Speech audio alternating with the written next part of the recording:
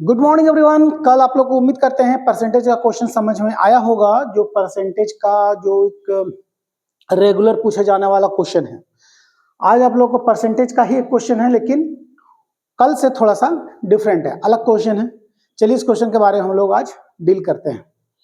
कहता है, देखिए ऐसा क्वेश्चन बनाने के लिए मात्र ही एक लाइन में ही बन जाएगा, लेकिन अगर लॉन्ग प्रोसेस से बनाएंगे तो कम से कम आपको 7-8 लाइन 10 लाइन लिखना पड़ेगा, लेकिन शॉर्ट से बनाना चाहे तो मात्र एक लाइन में ही बनेगा। तो कहता है, चीनी का मूल्य में 10% की कमी हो जाने के कारण दुकानदार 2250 रुपया में 25 किलोग्राम चीनी अधिक प्राप्त करता है।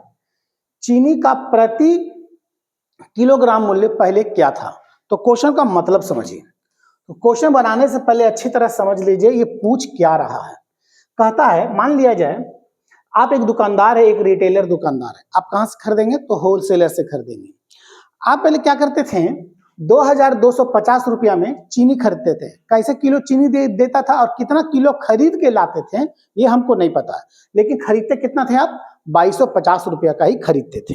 जब अगला बार आप दुकानदार पास गए तो दुकानदार बोला, देखिए चीनी के रेट में 10% की कमी हो गया है, इसका रेट गिर गया है 10%। तो आपने कहा कि नहीं, हम पहले भी 2250 रुपया खरीदते थे और अभी भी हम 2250 रुपया का ही खरीदेंगे। तो दुकानदार कहता है, तब तो अब आपको 25 किलो चीनी अधिक मिलेगा। तो इसका मतलब यह हुआ कि वो 25 किलो चीनी हमको अधिक क्यों मिल रहा है? 25 किलो हमको चीनी अधिक इसलिए मिल रहा है कि चीनी के रेट में 10% की कमी हो गया है। ठीक है, यानी वो जो रिटेलर दुकानदार है, जो होलसेलर से खरीद के ला रहा है, वो 25 किलो पहले के मुकाबले अधिक खरीद के ला रहा है। मान लिया जाए, एग्जाम्पल में अगर मान लेते हैं, पहले अगर 100 किलो ला रहा होता तो अभी 125 किलो ला रहा होगा। पहले अगर मान लिया जाए 200 किलो ला रहा है तो अभी 225 किलो ला रहा होगा। ठीक है, तो हमसे पूछा जा रहा है चीनी का पहले इसका रेट क्या था, यानी 10% कम हो जाने के पहले इसका रेट क्या था, ये पूछा गया है। तो ऐसा क्वेश्चन बनाते हम लोग कैसे हैं तो समझेंगे। इसके लिए एक ट्रिक का अपनाते हैं जिसको कहते हैं x/100 और y/z। तो यहां बताना है आपको कि x क्या है, y क्या है और z क्या है। तो कहने का अर्थ है, पहले समझ लीजिए, x बराबर होता है प्रतिशत, यानी यहां जो दिया हुआ है 10%, यानी 10% रेट बढ़े या घटे, हमेशा फॉर्मूला इसी का प्रयोग करेंगे। लेकिन इस फॉर्मूला से हमेशा न्यू रेट निकलता है, इस फॉर्मूला से हमेशा न्यू रेट निकलता है। कहने का अर्थ है 10% कम हो जाने के बाद वर्तमान में अभी वो चीनी का रेट क्या है वो पता चलेगा। लेकिन हमसे ये पूछा रहा है, पहले का रेट पूछ रहा है, तो पहले ये पता कर लेते हैं वर्तमान में इसका रेट क्या है। तो x का वैल्यू लिखेंगे 10, क्योंकि 10% की कमी। 100, y मतलब होता है रुपया, तो कितना रुपया खर्चा कर रहा है? 2250 रुपया खर्चा कर रहा है। और z मतलब कितना क्वांटिटी अधिक अथवा कम ला रहा है। तो क्योंकि 10% की कमी हो गया तो 25 किलो अब ज्यादा मिलेगा। यही अगर बढ़ जाता, रेट बढ़ जाता तो चीनी तब उसको कम मिलता ना। वही यहाँ पर चीनी की क्वांटिटी लिखना, कितना कम अथवा ज्यादा हो रहा। अब इसको हम लोग मिनिमाइज करेंगे। 2 0 काट दिए, 25 से काटेंगे 9 बार में, यानी वर्तमान में अभी 9 रुपया प्रति केजी है चीनी का रेट अभी वर्तमान में। ठीक है, अगर वर्तमान का पूछे तो 9 रुपया प्रति केजी है। लेकिन हमसे पूछ रहा है इसका पहले रेट क्या था। देखिए, अभी अगर 9 रुपया है तो इसका मतलब रेट घटने से पहले उसका रेट जो होगा वो 9 रुपये से ज्यादा होगा।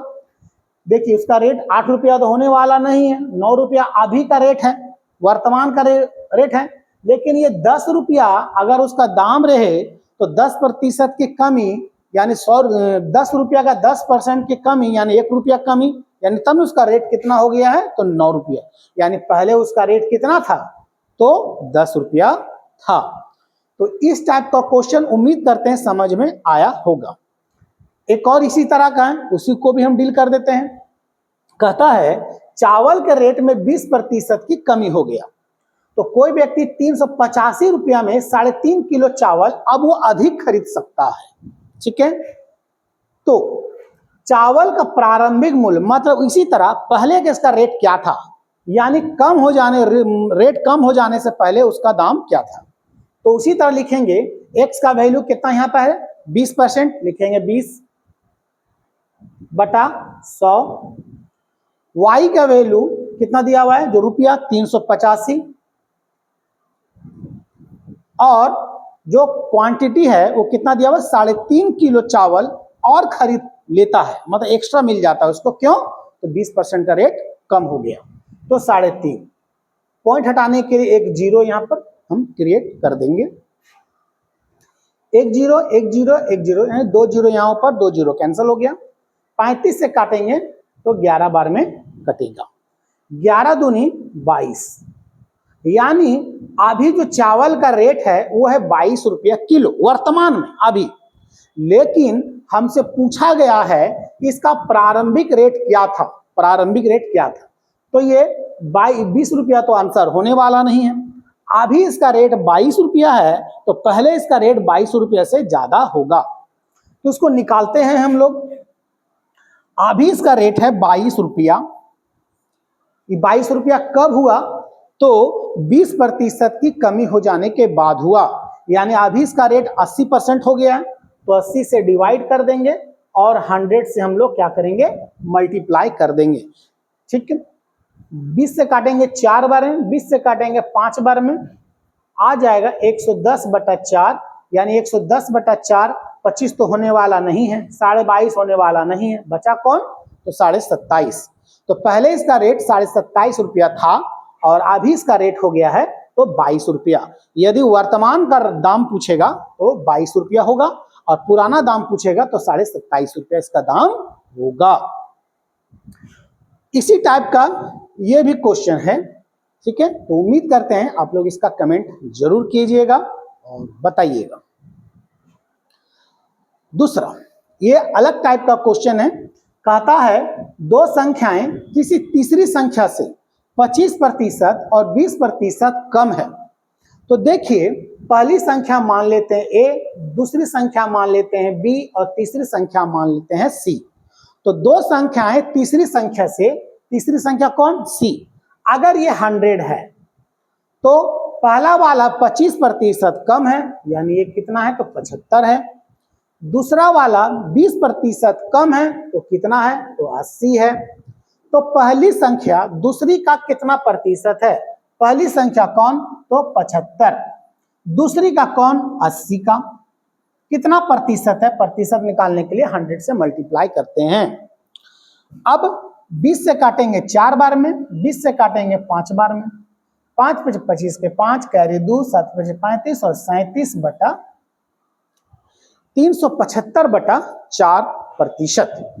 अब 375/4 में देखिए, अगर इसको करेंगे तो पॉइंट में आएगा, तो ये पॉइंट में ऐसे भी नहीं आने वाला, ये भी नहीं है पॉइंट में, ये भी नहीं है, बचा कौन 93.75। इसी प्रकार है क्वेश्चन नंबर दूसरा में। देखिए, दूसरा किसी तरह सवाल पूछा गया है, कहता है दो संख्याएं तीसरी संख्या से 20% और 50% अधिक है। इसमें अधिक बोला गया, इसमें कम बोला गया था, इसमें अधिक बोला गया। तो तीसरी संख्या उसी तरह मान लेते हैं 100। तो पहली संख्या 20% अधिक है, यानी ये कितना हो जाएगा तो 120 हो जाएगा। और क्योंकि दूसरी संख्या 50% अधिक है तो कितना हो जाएगा तो 150 हो जाएगा। तो कहता है पहली संख्या तीसरी संख्या का कितना प्रतिशत है, पहली संख्या कौन तो 120, तीसरी संख्या कौन c का कितना प्रतिशत है, 100 कट गया, यानी कितना आया तो 120% है, यानी इसका जो आंसर हो जाएगा वो आ जाएगा आपका ए नंबर। तो प्रतिशत में इस तरह का क्वेश्चन भी पूछा जाता है, तो अब ध्यान देंगे किसके बारे में, किससे कंपेयर करना है।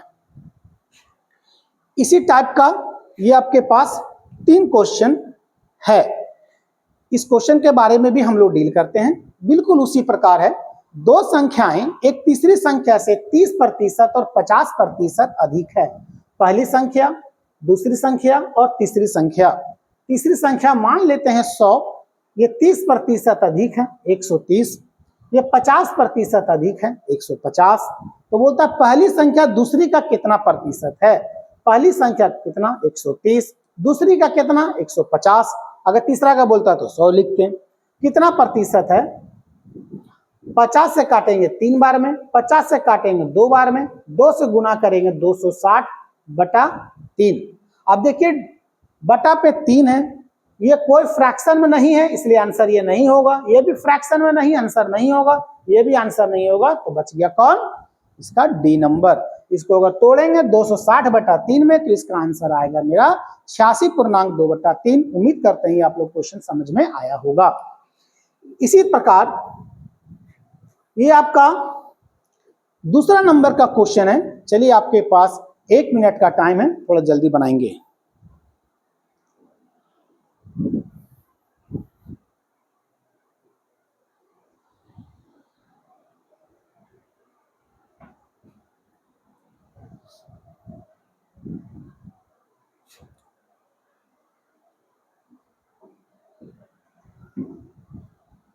किसी व्यक्ति के वेतन से उसके दोनों पुत्रों का वेतन लेन दें। ध्यान दीजिए, किसी व्यक्ति के वेतन से उसके दोनों पुत्रों का वेतन 30% और 37% कम है। उसी प्रकार इसके दोनों पुत्र का वेतन किसी अन्य व्यक्ति से, इसका मान लेते हैं 100, इसको 100 रुपया मान लेते हैं, मंथली है इसका इनकम, ये 30% जो कम है, मतलब ये कितना है तो 70 है। इसका 37% कम है, तो जब 37% कम है तो इसका इनकम कितना है 63। तो कहता है दूसरे पुत्र का वेतन पहले पुत्र के वेतन से कितना कम है। तो देखिए दूसरे पुत्र का वेतन, ये नहीं पूछा है कि दूसरे पुत्र का वेतन पहले पुत्र का कितना प्रतिशत है, ये नहीं पूछा है, अब ये कम पूछा है कि दूसरे पुत्र का जो वेतन है वो पहले पुत्र के वेतन से कितना प्रतिशत कम है। तो देखिए कितना कम है, ये तो 7 कम है। किससे, तो पहले पुत्र से। प्रतिशत निकालेंगे, 100 से मल्टीप्लाई कर देंगे, 1 0 1 0 7 7 कट गया तो 10। इसका आंसर क्या होगा, 10% कम है दूसरे पुत्र का वेतन पहले पुत्र के वेतन से 10% कम है। चलिए 5वां नंबर का भी उसी प्रकार है।